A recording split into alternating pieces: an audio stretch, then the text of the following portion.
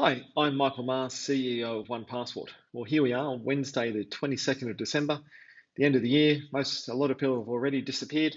I want to give you my three trends or predictions for next year of what is going to be big that we're going to have to get our heads around from our world, from what we see.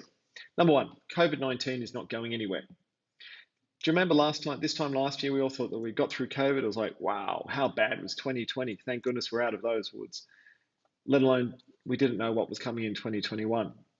I don't think we're quite as naive this year, especially with what's happening with Omicron and we're seeing the rise of things. So right now, Europe is re-entering lockdown and the Australian COVID travel certificate is not recognised by the EU passport, even if you could get their EU COVID passport. Today, the Australian National Cabinet is meeting to look at lower level restrictions that can be put in place, such as mandatory mask wearing a lot, so that we don't have to go into state lockdowns and border closures, etc. Boosters, the third dose of COVID vaccinations is on the rise, and they're trying to shorten the time frame between the second dose and your booster. Thankfully, Omicron is proving to be highly transmissible, but not as virulent as other variants. So even if you do get it, chances are it won't be as deadly as some of the other things, but it won't be the last variant of COVID. What does that mean? We are all going to have to get better at and be able to carry vaccinations and test results on us at all times. Employers are going to require an immunisation register that allows them to receive, hold, and manage their staff's vaccination certificates or proof of vaccinations in a secure format that is in line with the Privacy Act. And if they work in industries such as labour hire, consulting, where they're going to have to share that detail, they're going to have to be able to run reports, again, securely in line with the Privacy Act to share that information with clients. You don't want to get it wrong. The reputational financial risk will be too great. So trend number one is we aren't out of the COVID woods yet. Number two, the rise of digital or verifiable digital credentials. COVID has sped up the adoption of verifiable digital credentials. Basically, no one wants a manual version. They want a digital solution, and they want the information in it verified, such as digital driver's license, verified qualifications, digital proof of vaccination. Collectively, these things are called verifiable digital credentials. Now, our society is not set up to do this for everything. We can't digitally verify everything as yet, but it is coming and they're constantly changing. A key example is the change from 100 points of ID to biographic and biometric digital ID systems. They actually verify that the piece of ID being shown is a genuine ID in that name with that details and it's all good.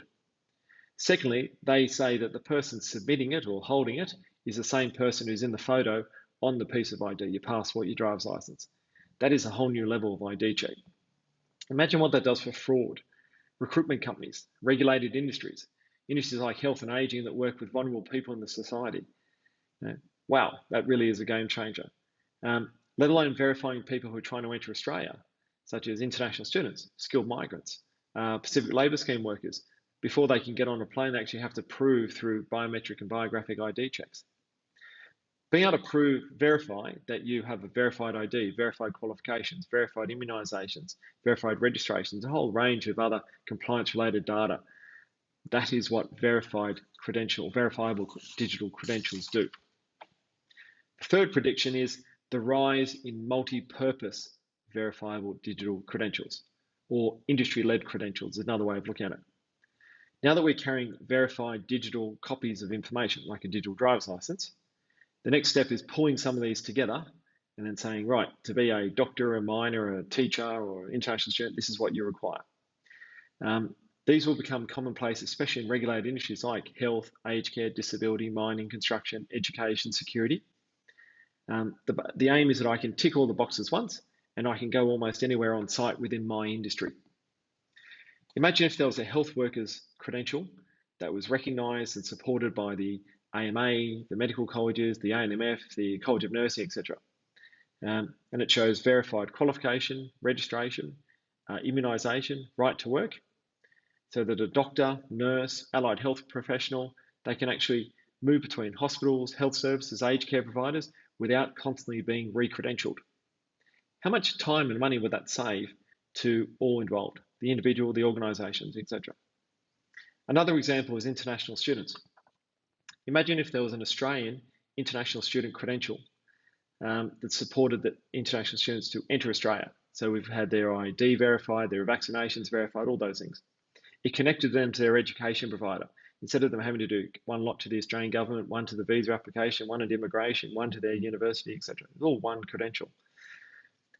The immunisation data actually can be shared with their overseas health cover provider, and it might actually get them a discount. We've had this reported back to us by health insurance providers saying, if we could prove that certain groups had a TB shot before they came to Australia, it lowers our risk, and we might actually be able to lower the premium because of that. The credential could then connect them to their consulate so they can get support, consular support, etc., etc. Also connect them to their Chamber of Commerce so they can help them with their future.